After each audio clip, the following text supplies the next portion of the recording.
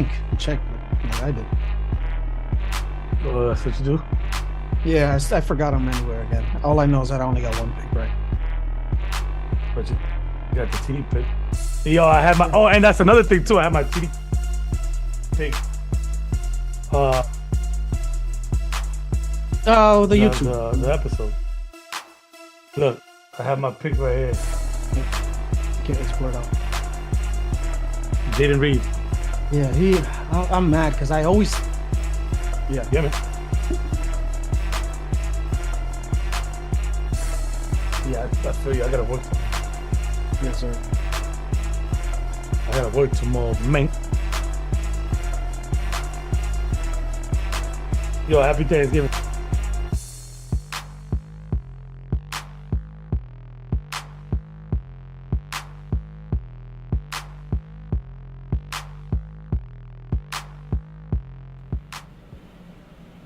And welcome aboard.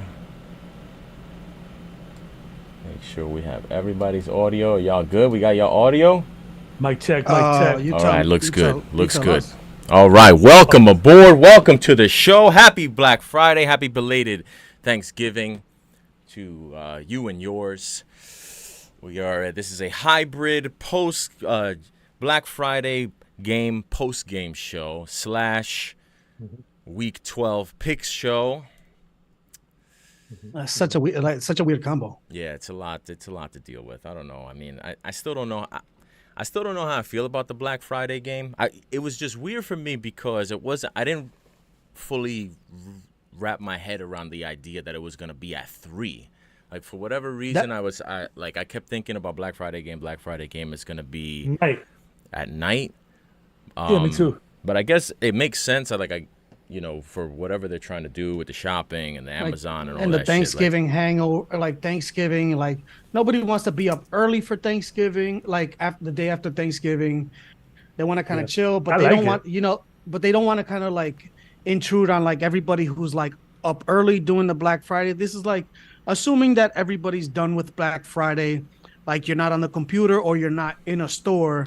This is the time because you usually have to get up early, and this probably means that it's the time where you got home, 1:32. You probably had some leftovers, and you can settle down and watch a game without either missing some of it because it was too early, or later on in the day there's more shit that pops up. It's the Friday night, Actually, I liked it. I liked now it. it's over. The timing was a little. I preferred a 4, a regular 4:15 or something like that. But yeah, I liked it. I got home. I did my shopping. Got home, and I had something to do, man. The timing was weird, but because I was putting up Christmas lights at 1:30, and my neighbor asked me oh yeah, you guys ready for that game? And I said the same thing. I was yo, I don't even know how to feel because it's not it's out of nowhere. It feels like the game is out of nowhere. It doesn't really feel like you can get amped up for it because it almost feels like it's later the next day or something. And it's also it's the first time ever. So it's a weird day. Agreed.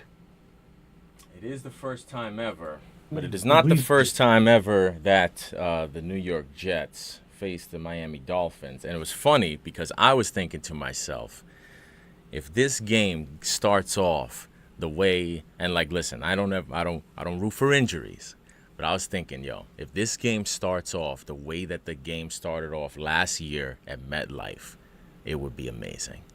With the quarterback basically getting injured with the Miami Dolphins quarterback basically getting injured on the first play. And can you imagine if that would have happened and Mike White comes out trotting out in a Dolphins jersey to take on the Jets at MetLife? What kind of amazing scene that would have been. Oh, that would be crazy, man. That would have been a show. Yeah, I mean, again, I was not rooting for this, but I was thinking to myself this could, it's not far-fetched at all. And also the Jets would have won. Of course. Explain to us how that would have happened. Mike White gets not good. No, I don't know. But don't the Jets also have to get good to win a game?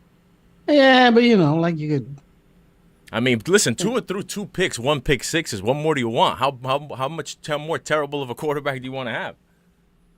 Well, yeah, you just extrapolate it, so that means he's going to be twice as worse because he's the second string. So that's 4 pick, 4 picks at least, right? That's how it works. Is that how it works? Yeah, I think so. Yeah, I don't know. I don't know. I don't know that the math adds up on that, but I guess we'll play along. Do you have any thoughts or you have any thoughts or takeaways from the Jets, or can we stop talking about the Jets now? Is it over or what? Oh yeah, it's over. There's nothing much to say. Like, the people who wanted to see Tim Boyle, like, when they saw Tim Boyle, like, it's clearly the offense. It's not the defense. Like, even on a play that's set up from the defense, like, to give you a chance, and it's almost like, you know what? Maybe they should have gotten that with zeros on the clock as opposed to giving them time to get a Hail Mary. Because even on a play like that, where you would, that's what everybody does at the end of a game, at the end of a half. No, that's, ball falls on the ground and the half is over, and then they go into the half 10-6 feeling a little bit better about themselves, and even the offense finds new ways to mess it up. You know what I'm saying? So what can you do? It's like, I feel bad for Salah, but why do you feel bad for Salah? Because he's going to get fired? It's horrible. I feel bad for Salah because he's catching blame for it. I'm in a Jets group chat that actually blamed Salah for that play call. So apologize to me for the play call. So am I going to get an apology or no? Well, I feel like we had nuance in our takes. Now there's nuance. Like I said that there was. No. What I'm saying, we ended up like you said it yourself. We ended up saying similar things.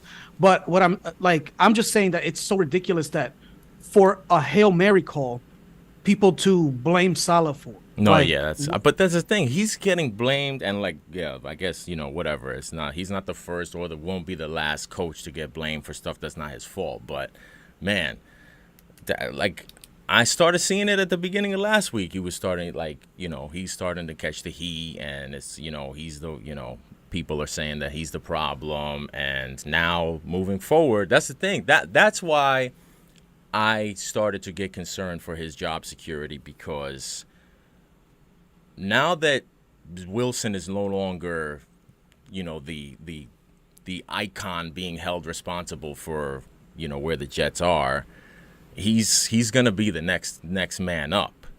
And no matter how bad people want to blame, or no matter how frustrated people may be with Hackett, as long as Rodgers is still in the fold, there's nowhere to go there. So people are just lining up to take shots at Salah. He's responsible for the Hail Mary. It's his fault. It's crazy. Yeah, it's ridiculous. But I mean, they took the first step and kind of like benching Zach and Rodgers. I guess he got it. He didn't fight back on it. You know what I'm saying? So it's like, at some point, you could put other people in the offense. Maybe him coming back at this point is him trying to save the coaching staff's job. Like, maybe to show everybody that, the offense is not bad. You know what I'm saying? Because it's like, okay, Tim Boyle knows the offense. That was the thing that everybody, he knows the offense. It's going to work way better this time, like with him at the helm. You know what I'm saying? Like, and whoever thought that you should never. Whoever said that. But see, that's you're being logical, Cheeks. That's not how it works. That's how people think, but that's not how that's not what they put out there, because that's not that's nobody listens to logic. Nobody cares about logic. No, that doesn't matter. That doesn't really matter. What matters is like, okay, we got to blame somebody for it, oh, it starts at the top, like all of this garbage, and it starts with the quarterback. Well, you saw with another quarterback. The people that you were clamoring, it's embarrassing that you were clamoring for that. That's you know what I'm saying? a trick. So, You know, that's kind of like the Wait, hold on a second. Wait a second. What do you mean it's embarrassing that people were clamoring for another quarterback? no, not for another quarterback. For the quarterback that was behind with Tim Boyle. Well, I'm not embarrassed for that. I don't feel embarrassment at all. It's not No. That's not the problem. The problem is the logic of thinking that it was going to be better, or why can't you just come into it with a slate like, fuck it, man. If we saw Zach, let's see what this kid do. Fuck it, probably not gonna do better, but let's see him anyway. Zach ain't it, so let's see what this kid does. That's understandable, but that's fucking. My fault. That's what I meant. It's like obviously you had to do something. Yeah. But you know what I'm saying? But anybody who thought that like the problem was going to be solved, you know, that because of that, I mean, and at least it's not Zach. Well, it doesn't matter who's back there. I mean, thankfully, they benched, they're benching a whole bunch of people like Lazard was inactive. Like, if you don't catch the ball, you can't play. Like, so it's like showing people that, you're not going to get away with this. Like, they finally benched Zach Wilson, so that kind of gives them more leeway, like more credibility in the terms of that, where it's like you can't just bench other people and leave him there. You have to take a shot with somebody else, and you know what I'm saying? Like, fine, but clearly this actually helps people realize more of like it's a Hackett issue, and they can't pick somebody to blame once everybody else is out. Like, everybody else gets a shot to show that they're not the problem, or you know what I'm saying, that they're not the only problem, and there's only one constant there, and it's the play caller. So, well, that's not true. The play caller was different last year. You're talking about no. I'm saying the first weeks of this season. This is yeah, I feel like this because whole offensive issue is going back to last season. But I mean, I see what you're saying, but I don't know. I don't know what's gonna happen. All I know is that Rodgers going down really, really.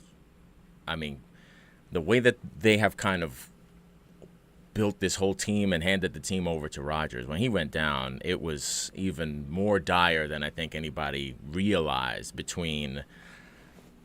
I mean, I never thought Hackett was good, and I never thought he was going to be a good OC, although there were people who thought that he was going to be a good OC. And I never thought that Lazard and Cobb was going to be any kind of an upgrade in the wide receiver room. It's just amazing that the offense has gotten so much worse in a year after last year they were terrible, and they somehow got worse just because Aaron Rodgers got hurt. I mean, but it's just difficult, man, because when you see that offensive line, like it's the 14th different offensive line setup. I understand, it's you know what I'm saying? Like last year, they had the big injuries, and also they had a lot of which I don't get. They had a lot of tackles cycling in, but for at least there was some continuity in the middle. But it's like, this is just, you're starting multiple rookies on the offensive line. Like, when everything else is going bad, that just makes it even worse. You know what I'm saying? Like, it just like magnifies everything that's going on. So, it's kind of like it's a storm of shit. You know what I'm saying? Because it's not just one. It's not one, like Rodgers going down. Fine, if Rodgers goes down and everybody else plays well and everybody else stays healthy, you know what I'm saying? Okay, maybe you have a little bit of continuity in the run game, because the run game's been awful. That's another thing. The run game's been awful because they can't block for Breece Hall, and But when you have that on top of that, you know what I'm saying? It just snowballs. Yeah, thanks. Trust me, I get it. I mean, when the O-line is an issue with us too, but I don't know, man. It's like I talk about this all the time. Like, how much longer am I gonna say Daniel Jones it's not Daniel Jones, it's the fucking O-line. You know what I'm saying? I know that's not what you're saying. I know that's you explained yours lovely. I'm just saying for the Giants, I don't know. I just made a transition to the Giants because I have a similar feeling because so many fans always blame the O-line when it comes to the Giants, and it's like, yeah, that's bringing shit, that's maximizing, making it look worse. But Jones is a problem too. Like, don't just sit there and be like, no, Jones is, and it's just the O-line. It's just the O-line. You know what I'm saying? Like, no, but with the Giants offensive line, at least you can pinpoint like part of the reason why it's bad is because Evan Neal is terrible. Mm-hmm. You don't really have that to point to like when everybody is going down. You know what I'm saying? Because it's like you're not playing with your offensive line. Like when you're playing with your offensive line and it's bad, that's a problem because Evan Neal is supposed to be good. You know what I'm saying? Like based on where they picked him. But you can be like, okay, if we replace Evan Neal, which I don't know if they're going to do or not, if they replace him, then the rest of the offensive line might not be that bad.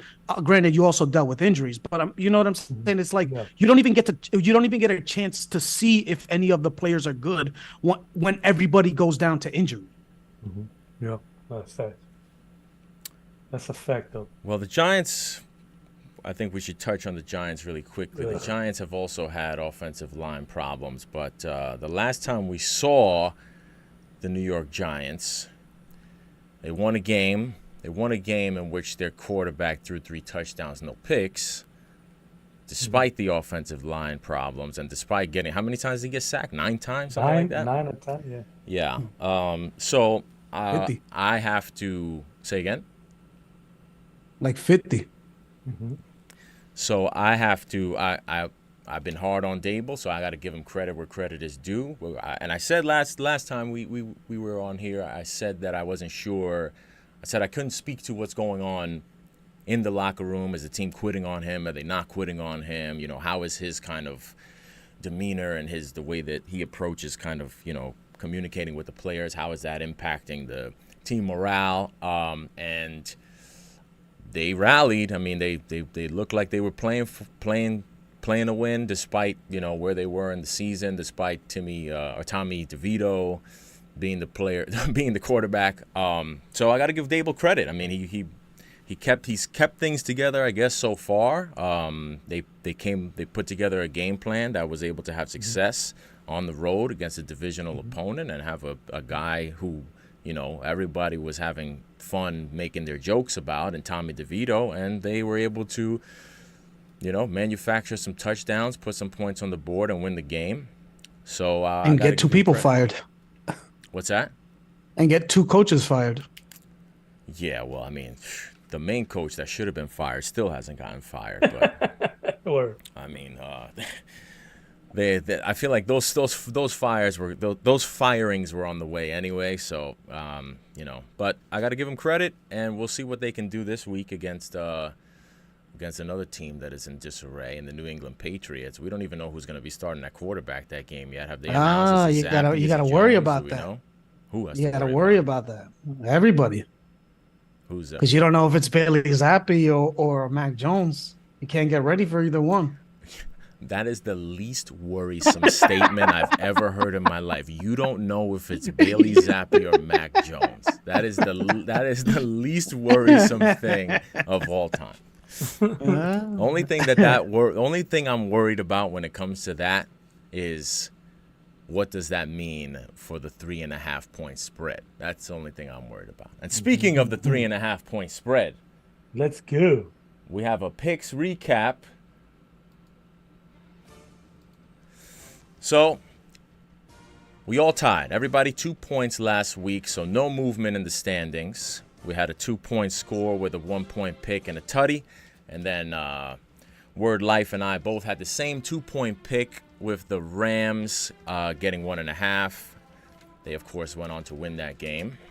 So everybody got 3 points, except for, of course, the Box. Ooh. The Box, who got 5 points, should have gotten 6 points because when we made the picks on Thursday, the Box had the Bucks plus I think 11.5 or 12.5. Line closed at 13.5. Bucks lost by 13. So unfortunate for the Bucks. We can't give the Bucks that last point, but just goes to show the kind of heat that the Bucks is continuing to bring somehow, some way. I don't even get it. But as far as records go, points tallies, Bucks has 45. Flex and I are tied with 37. Word Life still a week away with 30 points. And as far as overall records against the spread, the Bucks 22-10. Flex is 18-15.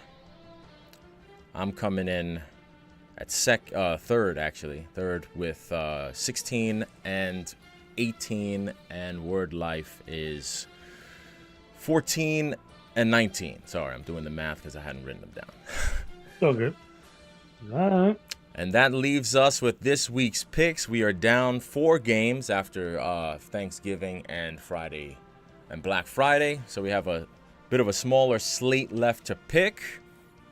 Word Life, will you do the honors? And leading off. All right, here we go. All right, so I just did this right before we got on. I had done it for Thursday, where I picked one other team and a touchdown, which I should have sent a touchdown before the game, but I was like, I'll wait till the weekend. But anyway, with that being said, with my 1-point pick, I'm gonna go with the Buffalo Bills at Eagles, at Philly, 3.5. Getting 3.5 against the Eagles. I had it early. The funny thing is, I had it earlier I had a 2-point Eagles winning, but something tells me the Eagles are looking past this game, man, because it's a meaningless game for them. You know what I'm saying? It's gonna be vanilla. I believe they're gonna go out there, play vanilla ball, and the Bills are fighting. The Bills are in dire need of these wins. So just off of that alone, I think the Bills are gonna keep it within that 3.5.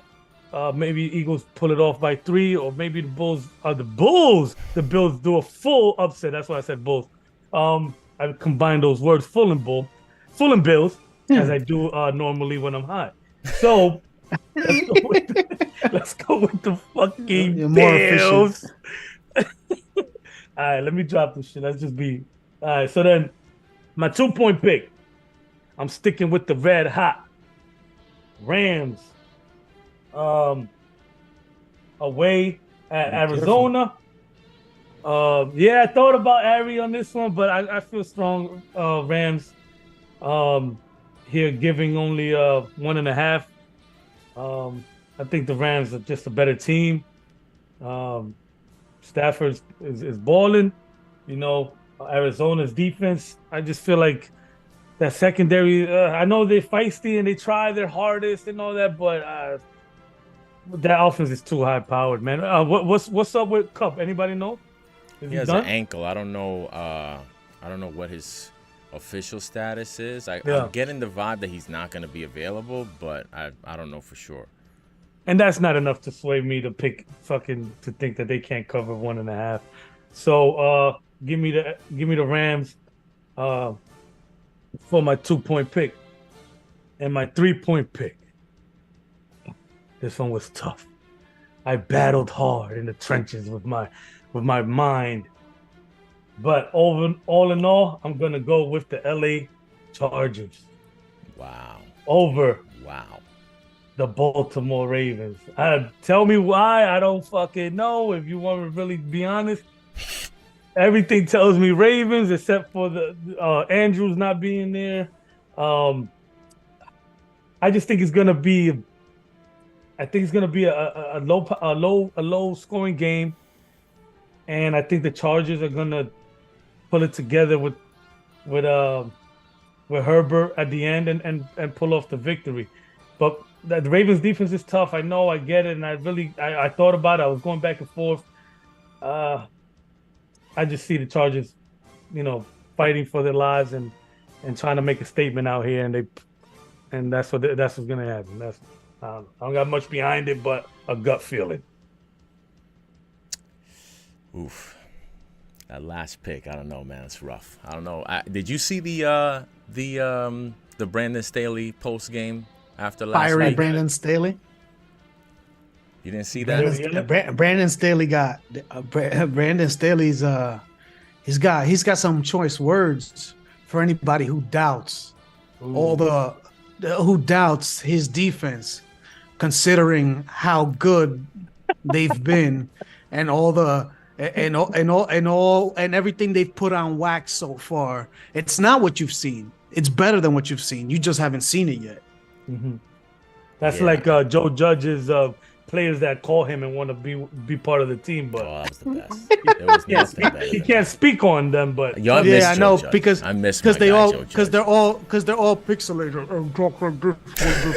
Or you absolutely have to call. Yeah, I miss my guy Joe Judge, man.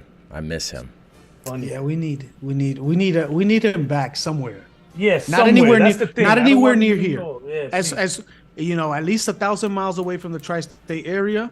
Yeah, but somewhere. Yeah, saying something. So you did not see the Brandon Staley post game? No. Okay. Well, the Brandon Staley post game is what inspired my 1-point pick. I'm gonna take the Ravens. Ravens are not only have extra rest, having played last Thursday, but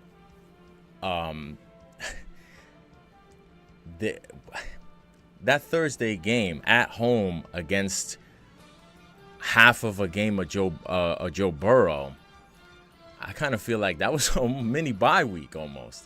And yeah, Andrews is hurt, but man, that Brandon Staley post-game interview, that was the quintessential, the smoke is in the air, the firing is coming. He's not going to last. Everything is fine. He's going to last another 2 weeks. I think this could be the game that gets him fired. So that was really my inspiration behind this. I just feel like they're completely in disarray, man. Like I don't even know what to say. I just think that the Ravens are looking like the class of the AFC, and the Chargers are, I believe, to be more than 3.5 points away from being the class of the AFC. So sure. I'm gonna take the Ravens for my 1-point pick. Not the most confident, but I mean, I know that there's something going on there, but they just look like two teams heading in completely opposite directions. Mm-hmm. So I'm gonna take the Ravens with my 1-point pick. My 2-point pick, I'm gonna go back to Kenny Pickett. I'm gonna go back to Kenny Pickett, and I'm gonna go back to the Steelers, and we're gonna get rid of get rid of Matt Canada, and we're gonna see what that means for the Steelers. I actually believe that the Bengals are gonna be better than people think without Joe Burrow. I think that this kid, what is his name, Browning? I think he looks like he's able to. I mean, coming in the situation he came into last Thursday, it's a completely no-win situation. But I think he's going to be able to run the offense. Obviously, he's not going to have all of the Joe Burrow traits, but I think he'll be able to run the offense well enough, and I think that the weapons are good enough. However, I think his first start, Steelers coming off of a tough loss against the Browns. I think the Steelers still view themselves as a playoff team, and I just don't know what the loss of Joe Burrow is going to do overall to the Bengals. Bengals defense that I thought was better than they are. Word Life was dead right about the Bengals defense and their struggles. I don't know how much they're going to struggle against Kenny Pickett, but they're going into a game. They don't know what the new Steelers offense has in store. So slight advantage there. Pickens. Yeah, so slight advantage there. So I'm gonna go back to the well, and I'm gonna take the Steelers with my 2-point pick, and then my 3-point pick, a team that I was high on in the preseason, and then they just came out like garbage, and I haven't picked them once this year. This is the first time I'm going to pick them. I'm going to take my guy Vrabel. I'm going to take the Titans, and I'm going to give 3.5 to the Panthers team that is just, I mean, God, they're really, really bad. And a team that doesn't really have much to look towards. They don't have much to look forward to. Every time the Panthers are getting a big spread at home, you kind of feel like, man, that's too many points. You want to take them. And then they just get completely smoked. And they have no shot, and they're never even in the game. They couldn't even really compete on Thursday against Tyson Bagent. The Panthers are just dreadful. One of the worst, I think the worst team in the NFL. One of the worst teams I maybe have ever seen. They're really in a bad place right now. Frank Reich is on fire alert. It's so crazy too, man. Like, not to cut you off, man, but like the way that they raved about the coaching staff, like they were getting like an all-star, Josh McCown, that I think I'm pretty sure they had the Ejiro Evero, the one that got let go by Sean Payton in Denver as a defensive coordinator. Like it was a star-studded cast, and they had vibes, they had everything going on. And man, that shit just does not look good, man. Yeah, I don't know. When I never think that I never think that a coaching staff headed by Frank Reich is any kind of an all-star coaching staff. I think he's one of the most overrated quote-unquote quarterback whisperers of all time.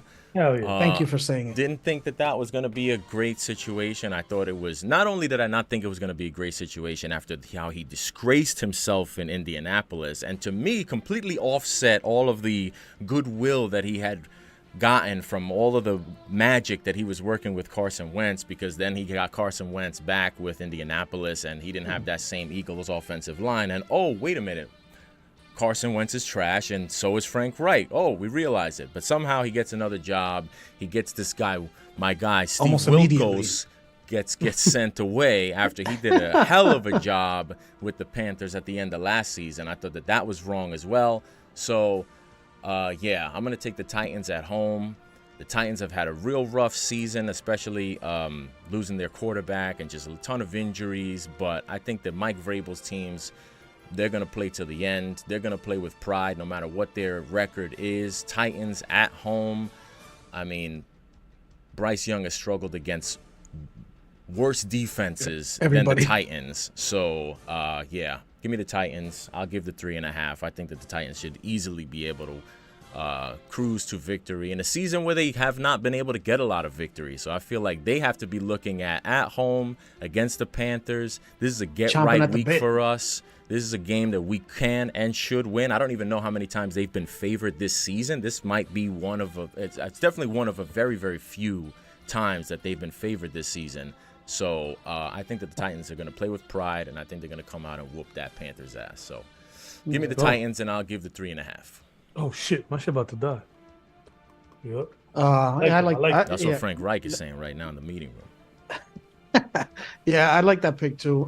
Call my eye. But my picks. How about if I tell you guys that I agree with both of you for my 1-point pick? How about if Brandon Staley gets fired after narrowly losing a 3-point game in the last second again? After losing or not losing, but almost losing? Losing by 3. Yeah. I mean, that sounds like the last second. Sounds about right. Not surprising at all. Yeah. But I'm still going to pick the Chargers as my 1-point pick.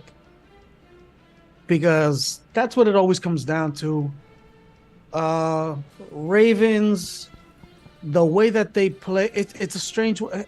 It's hard to predict how the Ravens play. It's going to be even harder to predict now that Mark Andrews, his favorite target, is out. I feel like he's going to be scrambling a little bit. I feel like maybe Odell is going to maybe he presses a little bit more to kind of get Odell in the mix. And when you do that, when you're holding onto the ball a little bit, I know the Chargers, they is Bosa out for the season? Yeah, I think so. Okay. But I mean, I'm not they sure. have opportunistic defense. And I just think it's just gonna go like every other Chargers game that's ever been played.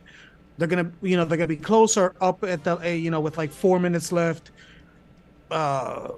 Lamar Jackson's gonna go down, and either come back, get a touchdown, or put him in position for Tucker to score a field goal.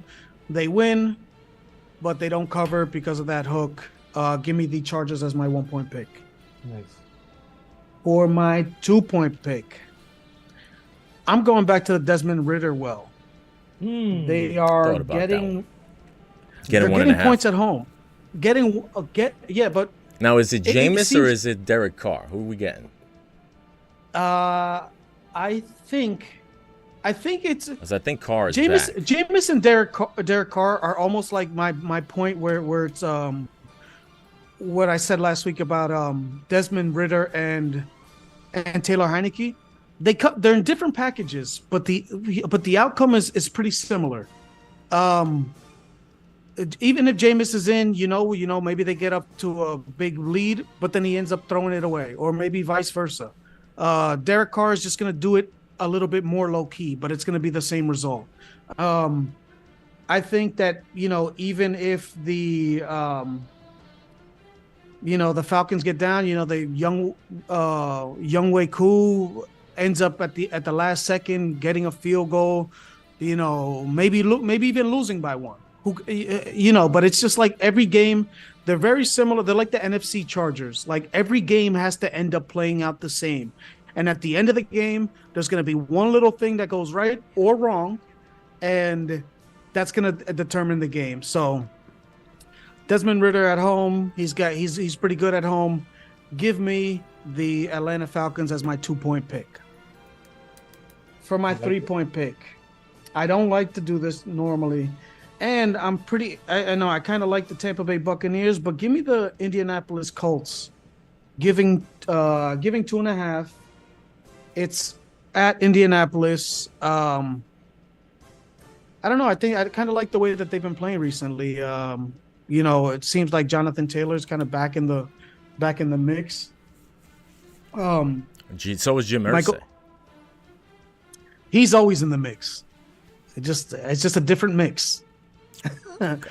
Yeah, and he might be mixed too, since he was telling everybody about his black mama. I forget what her name was, but I'm making that up. My black mother Dorothy. So and he's Jewish and he's black. So he's in the mix because he's mixed. So I don't know. The Buccaneers have just kind of died off recently. Baker kind of looks. It's funny because I got a weird thing where I saw Sam Howell yesterday, and I was like, he looks so much like Baker Mayfield playing, and I think it's kind of similar what I've said with the last 2 picks with Desmond Ritter and Heineke, where it's Baker Mayfield and Sam Howell are similar in terms they can air it out. Yeah, they can win games. And, they're gritty. They get hit a lot, but they make a lot of mistakes. So, being that it's at home, I kind of Gardner Minshew's been playing a little bit better. Michael Pittman's been playing good. I don't know. I just think they keep it close. And at the end, they pull it out. Indianapolis Colts 3-point pick. Nice. Dorothy Bloodsaw is the name of the woman who is Jim Irsay's black mom. According to him, that's what he tweeted out. I just checked it. So, and you know what he says? No, it can't be made up. Sounds like Jim Irsay said it. It sounds like a character in Game of Thrones or a movie or something. Yeah, all right, movie. Let's see if the box can stay hot. This box is starting to get me aggravated, man. It's starting to piss me off. It's disrespecting the fucking podcast. Making us look bad. So this one might take a while because we've already eliminated 8 teams, so we got to see what we get. 1 point pick, first pick. We got a money one. Ooh. Arizona Cardinals. I told you. I told you, be careful. Trouble on the horizon. 2 point pick for the box. Monday Night Football. Oh my God! The box goes straight Chicago 3 Bears. without fucking picking one. Yeah, because it knows what it's doing, dog. It's for not, real, it's wild. It's not wishy-washy. Who were the Bears playing Monday night? Vikings, right? On the road. Vikings. Yeah, getting what are they getting? 2 points, 3 points, something like that. And I just started. What's his name? I guess I can't go. Justin Jefferson kind of being like, yo, I'm not playing. That's kind of a. So wait, what did he? What's the latest with him? He was like, he said, I'm not gonna play until I'm 100%. If I feel good enough to play, I'll play on Monday. So, like that's kind of like the thing that happens when you don't give the, when you don't give that long-term contract. Yeah. All right, 3 point pick, the box. We didn't have to put any balls back. No. 3 in a row. No bye weeks. No Thursday games. No Friday games. The box is going to visit Word Life down in Jacksonville. And we're taking the Jags going up against, on the road, up against C.J. Stroud and the Houston Texans. I believe the Texans are getting 1.5. Yeah. So that will be the box's 3 point pick. Who would have thought the Jags and the Texans, like one of the marquee games of the weekend? I ain't going to flex. I thought you was going to take the Jags. I thought somebody was going to take the Texans. I would have taken the Texans, if anything. Yeah. I was thinking about the Jags, honestly. Yeah, I don't know, man. The last time I went against, I've been riding this whole, C.J. Stroud home away, and it finally caught up with me. So I feel like I got gun shy. So, but I don't think that's a bad pick. I don't hate the box's picks, and we shall see where this ends up. I am going to go spend Black Friday with my black mother, Dorothy Bloodsaw. Or is that the name of it? And we will see y'all next week. And like Jim Irsay, stay black. All right, doggy. All right, fellas, I got to get out of here anyway.